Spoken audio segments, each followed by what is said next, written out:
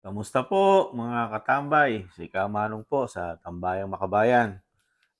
Ngayon po, pag-usapan po natin ang nakaraan pong rally o prayer rally po sa Cebu.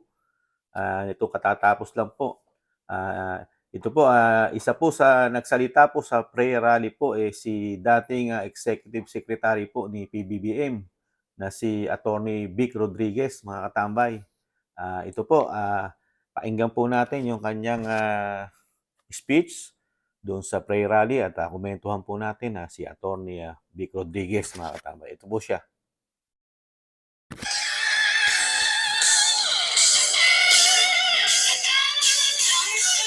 Ang bayan ko'y tanging ikaw, Pilipinas kong mahal, ang puso ko at buhay man, sa iyo'y ibibigay, tungkulin ko'y gagampanan, na lagi kang paglingkuran, ang laya mo'y babantayan, Pilipinas kong hirang.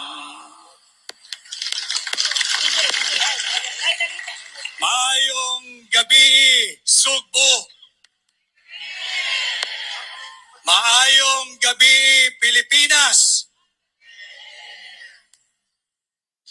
Maayong gabi sa kanatong tanan. Ang tinuod nga oposisyon,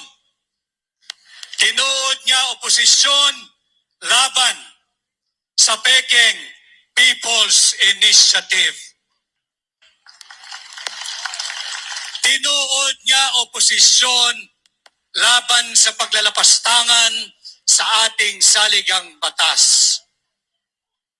Tinuod nga oposisyon laban sa walang humpay na panggagahasa, pagsasamantala at walang kararakang paglulustay sa pera ng kaawa-awang Pilipino at kaawa-awang Pilipinas. Sa maiksing makabansang awiting aking sinambit, marami ho ang nakikinig, marami ang nagmamasid, marami ang nanonood, sumusubaybay at nakikiramdam. Yung mga mahal nating kaibigan na nagtatrabaho sa pamahalaan, ang ating mga kasundaluhan, ang ating mga kapulisan, ang mga guro, ganun din ang mga mangingisda, ang magsasaka, ang ordinaryong taong katulad natin, at pati na ang nasa pribadong empleyo.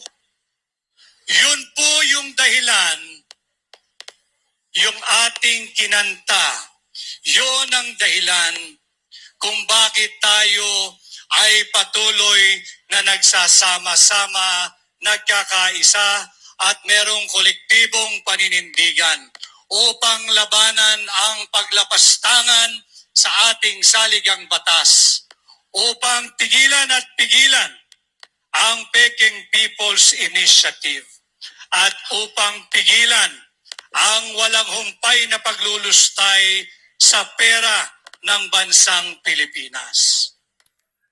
Ayun po mga katambay. Mahaba-haba pa po yung speech po ni Attorney Vic Rodriguez.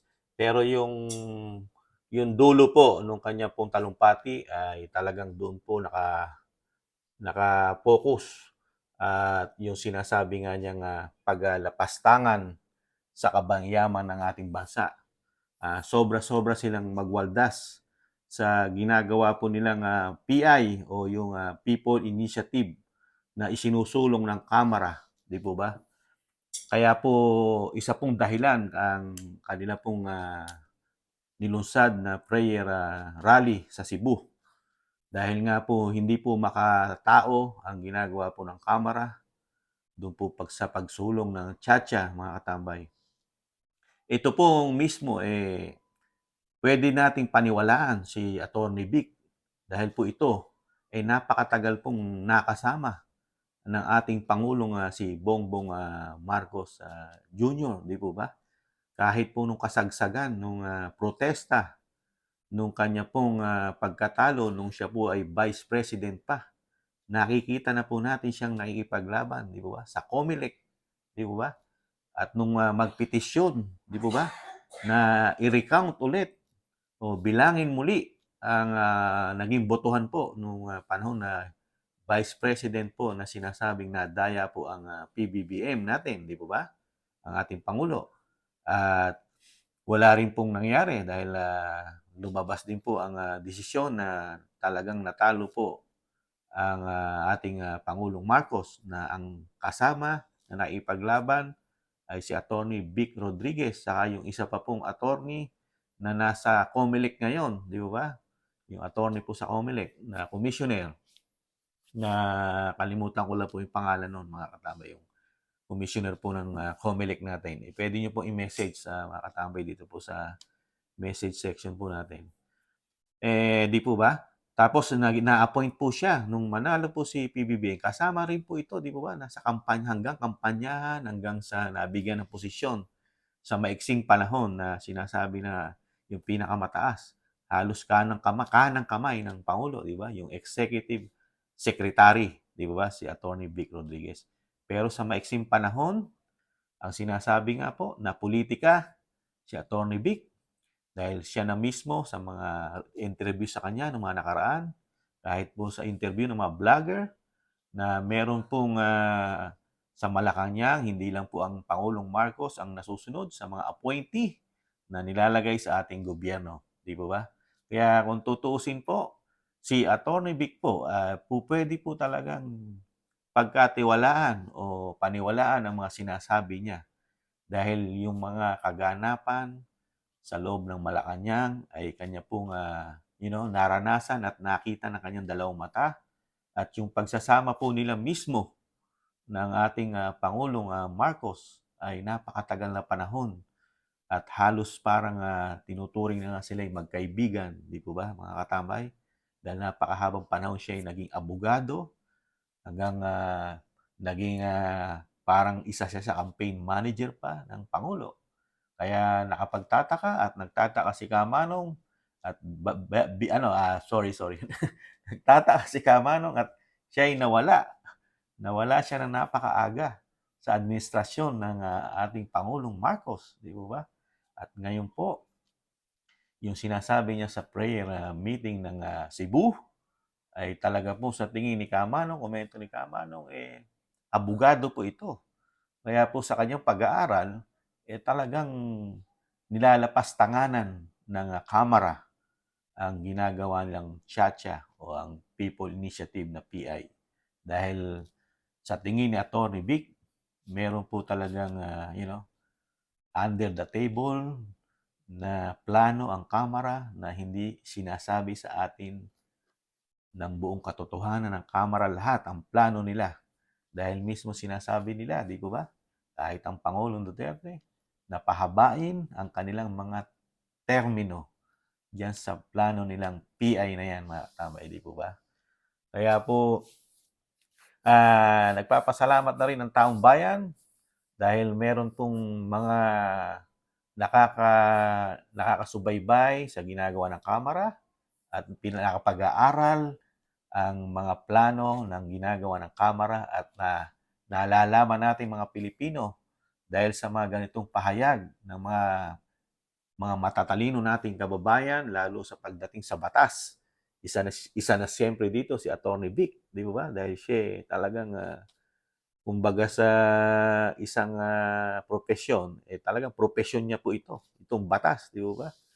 Kaya po mga katambay, si Kamanong po, medyo nalulungkot para kay Atty. Vic dahil nga kaibigan ng Pangulo, biglang naitsapuwera at nasibak sa pwesto, di ba? Kaya mga katambay, ang payo lang ni Kamanong, siyempre, yung mga pagkaganyan, may mga issue na na lumalabas na hindi na maganda ang plano ng Kamara, wag muna nating suportahan, di ba? Isip-isip muna tayo. Wag muna tayo basta-basta pipirma, lalo kung hindi natin alam ang buod, ang tinatawag na wala silang binibigay sa ating kasiguruhan doon sa pipirmahan natin. Lalo-lalo na kung hindi nila sinasabi lahat ang totoo. Di ba mga tambay? Yan lang po mga katambay ang aking komento. Dating Executive Secretary Vic Rodriguez na isa rin pong guest speaker sa nakaraan pong prayer rally sa Cebu.